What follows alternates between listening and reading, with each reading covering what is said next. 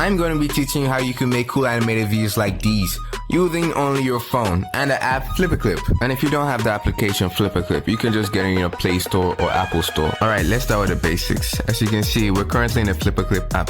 And if you want to create a new animated project, you just click on this plus sign on the bottom. And then we'll name the project, choose a canvas size. I usually go with YouTube 1080p. You could choose whichever one you want depending on the purpose or platform you want to post your animated video on. Then we'll move on to choosing the FPS, frames per second. I usually use 12 frames per second, which means I'll have to draw 12 frames to make 1 second of animation.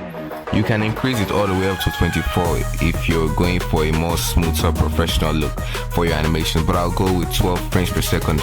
It's more standard, more easier for small creators like me. I click on create project and we're brought up to the FlipaClip animation workspace where we have the brush tool, the eraser, paint bucket, lasso, smudge, blur and text. Over here you can add layers, super useful for organizing your drawings. And let's not also forget about the onion skin tool, which lets us see previous frames and even future frames to help us animate smoothly. Okay, so let's make some simple basic animations before we move on to the complex ones later, so you can get familiar with the FlipaClip interface. Note, do not skip to the Yuta versus Yuji animation so you won't get confused seeing me animate it, because I won't be explaining how I'm animating, so this is your chance to get familiar with the basics before we go on to more complex animation. Thank you. So first off, we will do a quick ball bounce animation, then a blinking eye, and then a simple jump. So for the ball animation, we're going to be using a principle called squash and stretch, which just adds this bouncy feel to it, rather than it just being plain like this one. If you want me to make a full video explaining the 12 principles of animation or how to use the 12 principles of animation, let me know in the comment section. That might be my next video. Now, for us to make this ball bounce animation,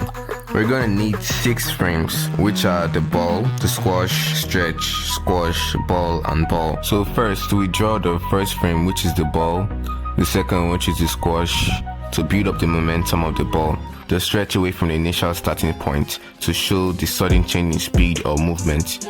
You can also draw another one depending on how far you want it to go. Then we draw another squash, this time to show the momentum slowing down. Then we draw the ball, and we copy and paste the ball 2 times, but slightly away from each other. Then inside that we copy the previous squash we drew before or draw a new one. So I copied the old one like this. I went to its frame, tapped on it, tapped copy frame, and went to the last one and pasted it. I did this for the rest. Now let's see how well we did with the animation. Okay, that was good. Notes: you can animate the ball bouncing differently depending on what kind of ball it is. If it is soccer ball or basketball, it's probably gonna look like this. But if it's a super cartoonish bouncy ball, it's gonna look like this. Alright, so let's move on to the next one, animating a blinking eye. Okay, so for this animation, I'm gonna draw a little head first. After doing that, we'll copy and paste it into 12 frames. If we want a quick blink like this, we'll only use 1 frame to close the eye. We're gonna look for the middle of the 12 frames, which is frame 6, and close the eye there for a quick blink. But if we want something smoother, a slower blink, we're gonna use 4 frames in between to close the eye. So after drawing and copying the frames, we have a quick blink. Let's try the slow blink, the slow, more smoother blink. We look for the 4 frames, which is 5, 6, 7, and 8. Those 4 frames, we're going to draw on them and close the eyes there. So first, you draw a slightly closed eye. Then you draw a closed eye. Copy that closed eye to the next frame. Then, that slightly closed eye you drew before, copy it and paste it on that frame too.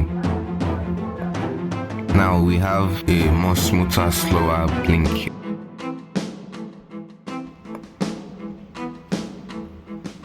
Okay, it's not bad. Note: we can add in more frames to make it smoother or slower, depending on the emotion you're trying to express in your animation. For the next animation, we're going to be animating something jumping, which I choose this Among Us character. We'll be using the principle of animation called anticipation for this animation. I also implemented this principle, anticipation, into the more complex animation we'll be doing later. So right now we have this character, right? And I want him to jump. I'll copy this first layer and paste it like 3 times. Then I'll draw the next frame, which is him. going to be getting ready for the jump. Anticipation. I'll draw another one of him finally leaping, jumping up. So I'll copy this frame and move him up slower, just like that with a lasso tool, for like 3 to 4 frames. Then I bring him down.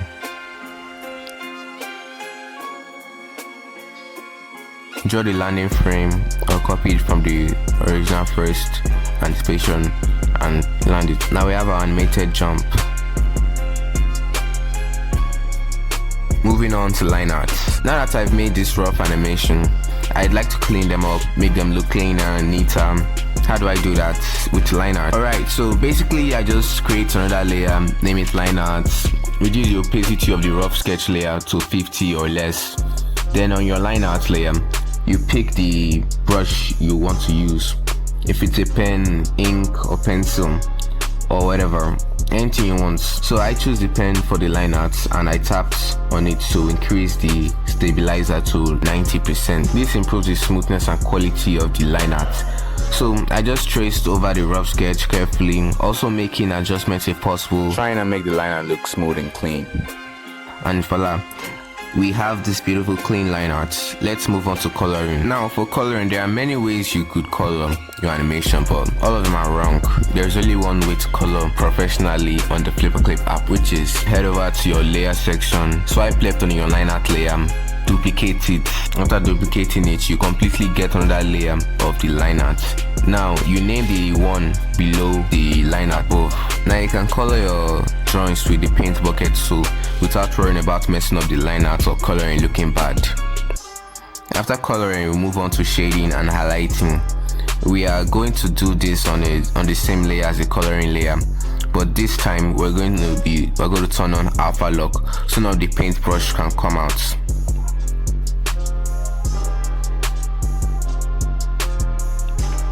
I use the paintbrush tool, selected a color, selected a darker color for the paintbrush, for the paint bucket that I used, and started shading. I also did the same thing for highlights.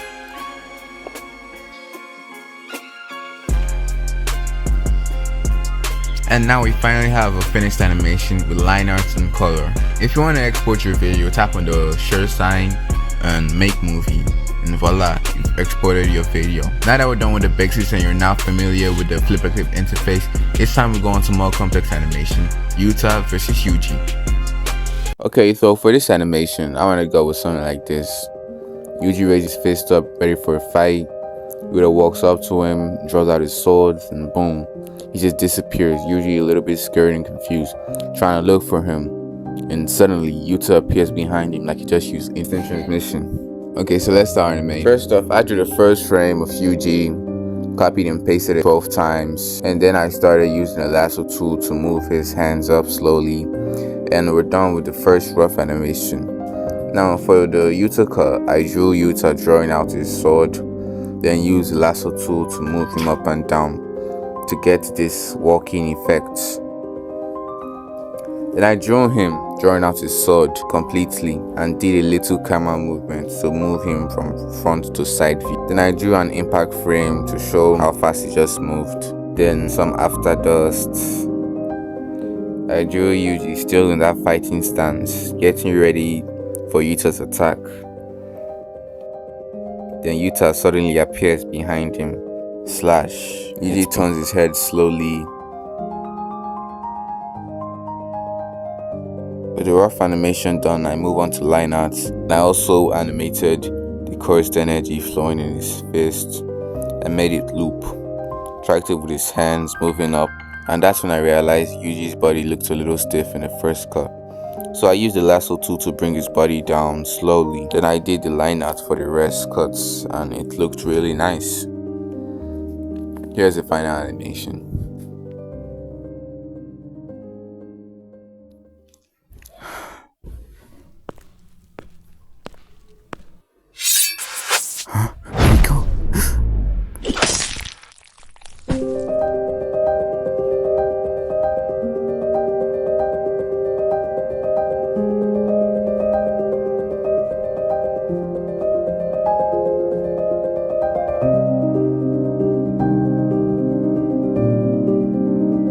Bye.